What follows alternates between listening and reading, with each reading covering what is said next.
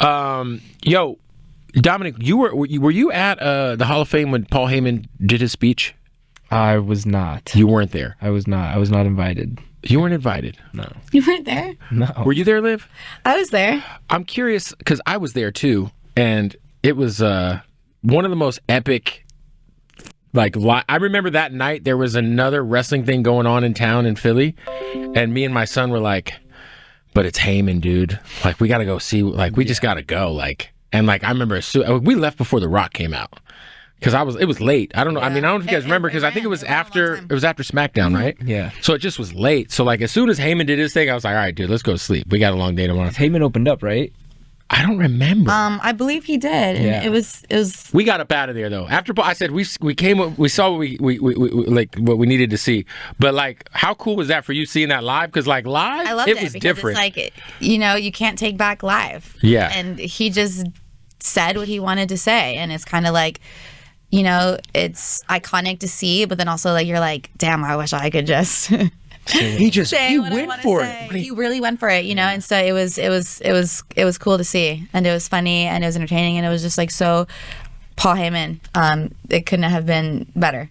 How dope do you think it's going to be NXT doing a live event at the ECW arena in Philly? Oh, it's going to be awesome. Yeah. Yeah, I think they sold out too. It's going to be crazy. Yeah. Yeah, I just think that's got to be the energy in there is going to be crazy, especially if they get him to roll out with the jacket and the hat. Yeah, you've got to. There's going to be something. 100%. Who has been for each one of you guys, obviously answer this separately, but you always hear about whether it's Triple H or Paul Heyman behind the scenes or certain guys who are obviously you've got your dad who, for better or worse, probably guided you through the earlier parts of your career.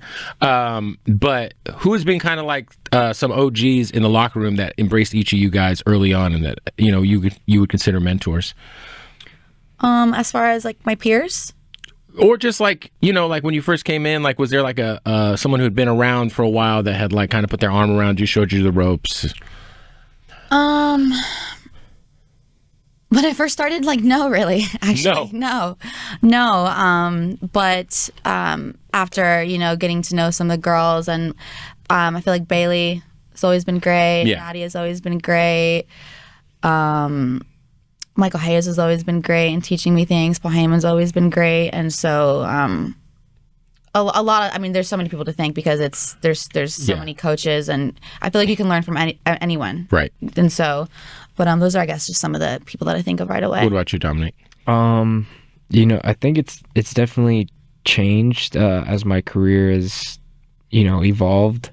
But in the moment, top of my mind that I can think of, Randy's always been there. Yeah. As far as texting me, even when he wasn't, before he came back, he'd always text me. I remember when I turned on my dad, he was one of the first people to text me. Hell yeah. Mm-hmm. Enjoy the ride, kid. You know what I don't understand too is people forget how he's one of the greatest heels of all time. When he's peak heel Randy, it's crazy. Was there anybody you kind of took from, because you had a sharp heel turn, and it was you go against your dad, and your mom and your sister. I mean, it was lit. It was incredible. And then that rolling into the momentum of the Judgment Day. Who were you kind of grabbing from influence wise in terms of just leaning into being Dirty Dom? A lot of 09 Randy, late WCW Eddie, just Dean Malenko.